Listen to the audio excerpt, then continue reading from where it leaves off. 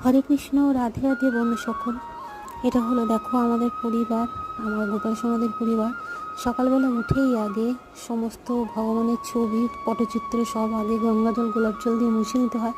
সাথে গোপাল সোনাদেরও উঠে আমি স্নান করাই না, সকালবেলায় আগে উঠি ওদের হাত মুখ মুছিয়ে দিই, মুছিয়ে ওদের সকালের ভোগ লাগিয়ে দিই। কারণ ওরা বাচ্চা, বেশিক্ষণ ওরা খালি পেটে থাকতে পারে না, তাই ওদের উঠেই স্নান করাই না।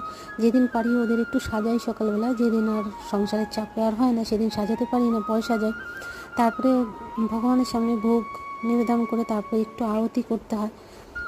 অনেক রকমভাবে আরতি করতে হয়, ধূপকাঠি দিয়ে, প্রদীপ দিয়ে, জলশঙ্খ দিয়ে পঞ্চব্যঞ্জনে আরতি করতে হয়। এখানে আমি সব আরতি দেখাচ্ছি না।